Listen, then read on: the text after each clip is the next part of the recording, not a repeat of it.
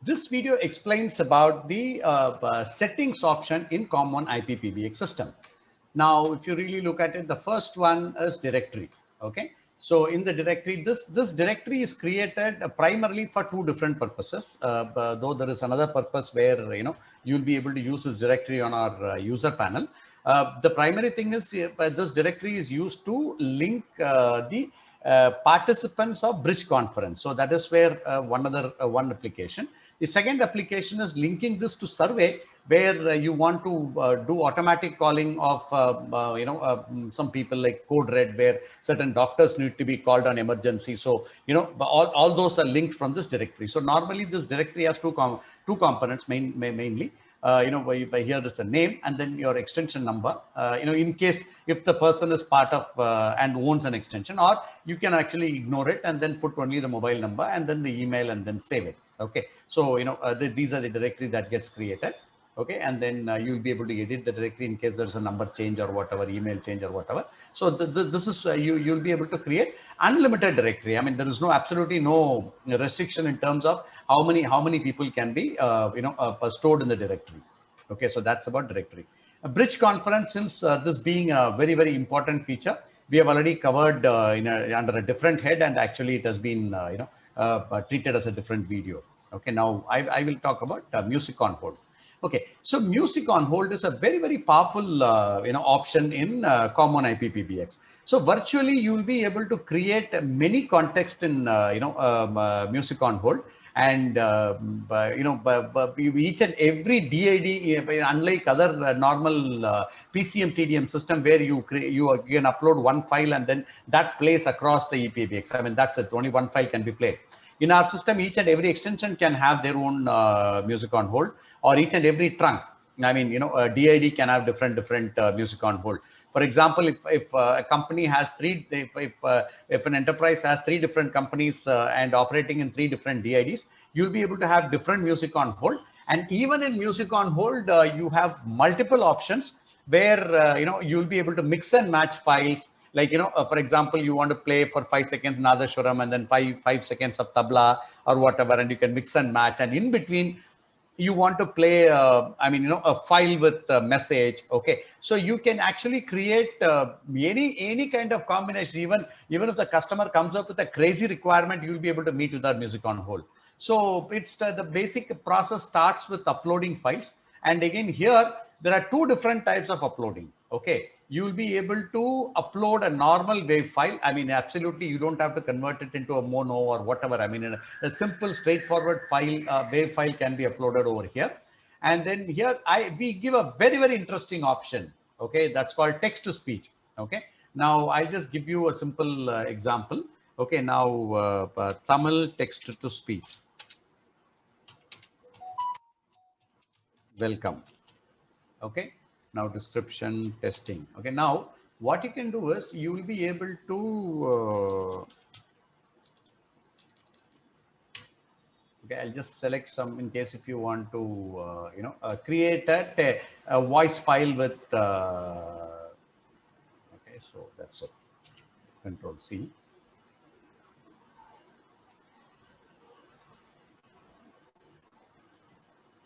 You save this over here, and then you select Tamil as a language. Okay, and then save. What it does is it actually creates a voice file with the text whatever you have typed here. So we give 11 language options here: Bengali, English, Gujarati, Hindi, Kannada, Malayalam, Marathi, Odia, Punjabi, Tamil, Telugu. So you don't have to go to studio to record any of your own voice. I mean, the clarity will not be as good as a human voice for sure. Okay, but it's near human reproduction is done with an Indian dialect. It's not I mean, many text to speech is available where it will be like a machine dialect. It will be a close to Indian dialect. The reproduction, you can compare it with what you normally listen in a railway station announcement. Okay, so it will not be definitely bad, but it will serve the purpose. Okay, you don't, I mean, many of our customers are using it and they're extremely happy about. So these are the two ways you keep storing the files. Okay, now whatever you have created, okay, it gets stored over here and displayed over here as file. These are the file options. Okay, now another interesting thing in our system is, like as you know, we store the system setting data in our server.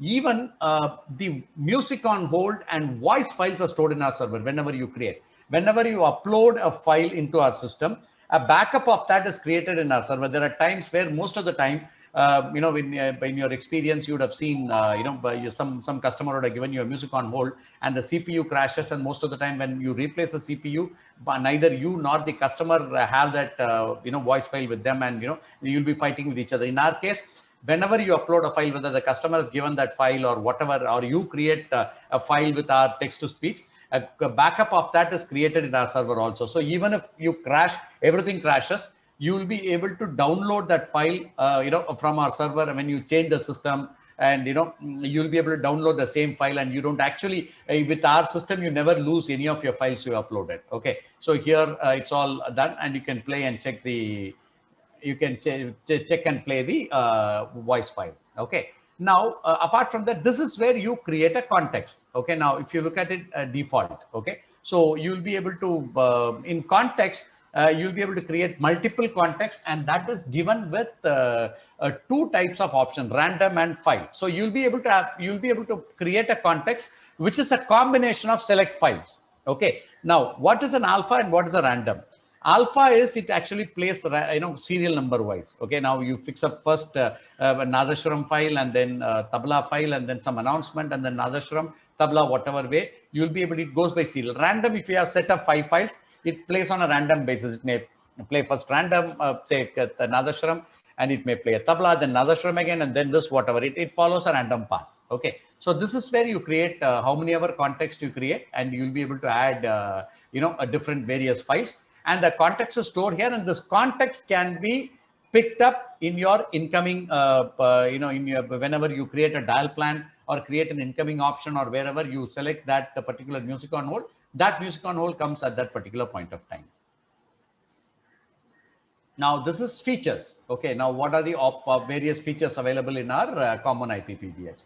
So here in this feature, you have first is operator. You fix up an extension for operator. Once you select, say, extension 200 as an operator, you'll be able to access that extension by dialing 9. Okay, so that's what it means as an operator. Yeah, it's a hold on music, whatever the default hold on music. In case if you have not selected any, you know, if you don't select any, you know, hold on music for a particular this thing, the default hold on music comes into the picture.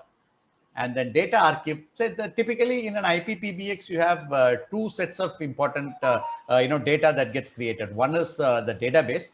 Normally the system database, we have a backup in our server, so you have nothing to worry about. I mean, no, the basic call center setup as well as the system setup, all the databases are stored in our server, and then there is a, you know, in effect, effective you know, the database, I mean, the backup is taken. So even if you lose, you don't have to worry. We have a backup of that in our server. Okay, while the user data, we don't store any of your user data, including the CDR or, you know, the call center data, whatever. So none of that is stored. But then also there is also voice file recording. Okay, so, you know, that creates a data. So how long you want it to be stored in the database, because all these things occupies the hard disk of the server, and normally, you know, when it gets filled up, the performance of the machine comes down. So how long you want, if there is a statutory purposes, you know, you can store it for 12 months or 24 months or whatever. I mean, or if it is not so critical, you can save it as 1 month, and then you can delete it automatically. So once you set it up here 12 months, any files in the CDR, okay, that gets deleted after 12 months. And same way, the voice files start getting deleted after 1 year, that is 12 months. Okay, but then you also have a backup option where you'll be able to move that to an FTP, you know, both database as well as the recording. Email, there are plenty of email options, like for example, you know, we send automated emails to you know, extension users. Okay, so for that we set up an email. We have a default email server where we pay for it. In case if customer wants to set up their own email server, and, you know, then they can change it over here. There are plenty of features which use a certain trunk. So, you know, you'll be able to fix up which trunk for that facility, whatever I should use. So if, for example, if it is an emergency dialing, which trunk I should use, or you know, it is a very specific trunk. I mean, we'll be able to click to call or whatever. I mean, you'll be able to change the trunk over here. Night mode, which mode the system is in. And currently the system is in night mode. and this is a night mode context. Okay. Now CLI. What CLI to be used in case if the caller gets the meet me call, that is a conference inbound call, or a follow me call. So so that the caller can identify this is a call meant for follow me or a conference. Watchdog is a very, very interesting facility. I mean, this was designed for a jeweler. Okay, so a jeweler wanted to know whether he had, two different watchmen and two different gates, and he felt that like is the watchman awake or he's sleeping in the night time, and it was practically impossible for him to go through a CCTV sitting the footage the next day, because it's about 8 hours, so you can't watch a movie or something just to find out. So in this case, he wanted some solution where he wants to check whether the watchman is awake or not. So what we did was, say his showroom gets closed at 8 o'clock. So between 9 o'clock and the next day at morning 6 o'clock, this system will give a random ring. Okay, now it will give a random ring like 9:15, 10:14, and 11:45, 12:32, like that. I mean, if all that 7 to 8 hours, it will give random ring every 1 hour.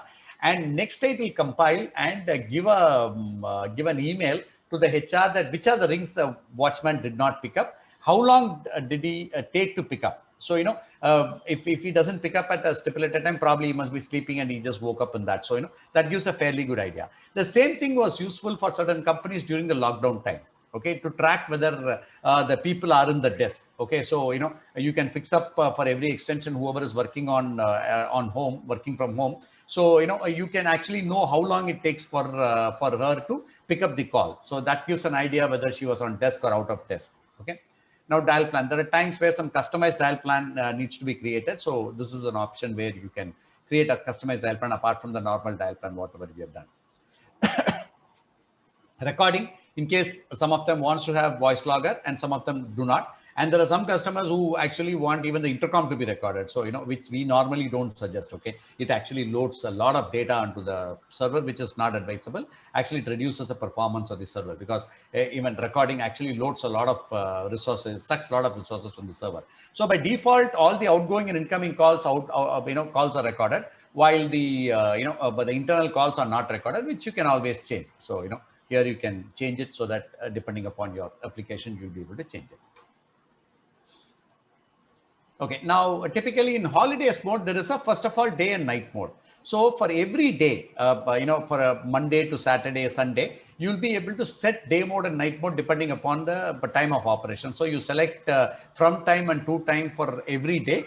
At that time, the system changes over to day mode, and rest of the time it stays in night mode. So that's a very, very basic day and night mode operation. Okay. Apart from this, there is a holiday setup. Say for example, there are a set of scheduled holidays, Pongal or Diwali or Christmas and all these things, where you can actually program it today itself, even for the next 10 years. Okay, so if you go to the yearly method, you can select your date. Okay, say December 25th on 2020. You want to probably, what is that you want to do when the customer, this will bypass. In case if you select that trunk, there is a selection of this thing whether you want the holiday method to be picked up. So if you press yes, automatically it takes over. Like for example, you want the calls to be play a message of some Christmas wishes, so you can save. So or you don't have to worry about that day. I mean, when that day comes, automatically whenever whoever calls up, it will just play the message or whatever change you want, different ringing pattern you'll be able to set. Same way, in case of say if it is a Dubai, say on a Sunday, it will be a different this thing. So you'll be able to set up Sunday, what type of it's a day. The entire Sunday becomes that the entire Sunday falls on and it follows the holiday mode. Okay, so you want to announce whatever message or whatever Friday message or whatever, and then on a day, if you want to in say probably on a Friday, say Muslims have namaz. So for a specific period of 1 hour, you want to have when you're doing namaz, you want to play a message that we are in namaz and call up after 4 o'clock or whatever. So you'll be able to select a specific time zone, that is hourly pattern. It is, you cannot do it 2:15 to 3:15, but you will be able to do it between 2 to 3, whichever time frame you want to do, and what ringing pattern you want on that particular time. So a specific part of the day, you will be able to set it up on a daily basis. So that way, once you select holiday mode as yes, it supersedes all day and night mode settings. Okay, so that gains the first topmost priority. Okay, now voice files. Much like music on hold, voice files are something which you can actually, useful to create IVR or play some message, or, this file will be useful at every stage of IpPbx operation. So here, this is where you create voice file. Like I told in music on hold, you can upload a WAV file, or you can create text to speech as I explained here. Same way, a backup of that is actually created over here. Okay, now whenever you create a voice file, a backup of that gets created in our server. So any point of time, whenever you want to download that file, you will be able to download and restore it, even if you change this thing. Now, blacklist. Whenever you blacklist any number, say for example, you are getting disturbed by a particular number for some sales call continuously or whatever, so you'll be able to blacklist that number. And whenever you blacklist a number, no incoming call will be allowed to come in. It will say number blacklisted, contact administrator, or no outgoing call, irrespective of any extension dialing that number, will actually will actually it will get blacklisted and number will not go through. Okay, so this is what is a blacklisted number all about. So unless you delete that number, no incoming or outbound calls will go through once the number is blacklisted. Ticketing.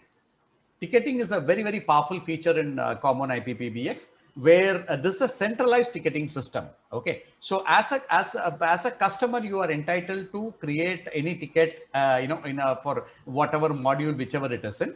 Okay, so you create the ticket and then you put your company name, contact. The whatever ticket you gets created, it comes to our server, and you will be able to see what is the status of the ticket over here, live status, whether we have closed it or it is under development, or the ticket has been rejected for whatever reason. The complete history of the ticketing you will be able to see for lifetime, from the time of installation till today. What are the tickets you have created, how long it took for buyers to resolve. Okay, and what is the current status of the ticket, which tab it has followed. So the complete history. This is a first time unique feature available in the system. But of course, this will work only if you have allowed internet access for our server. Otherwise it won't work. I mean, this needs internet to be connected. Otherwise you can actually call up your dealer, whoever has supplied, and create a ticket. So even if you have created a ticket here, the dealer who has created, but this will be displayed on his dealer app also. In case if you have called up your dealer and he has created a ticket, even that ticket will get completed. So the seller of the product, as well as you and us, are in the same ticketing platform. A very professional method of handling the tickets. Okay, so that's about what the settings options we have in our Com1 Ip Pbx. Thank you for watching. Thank you.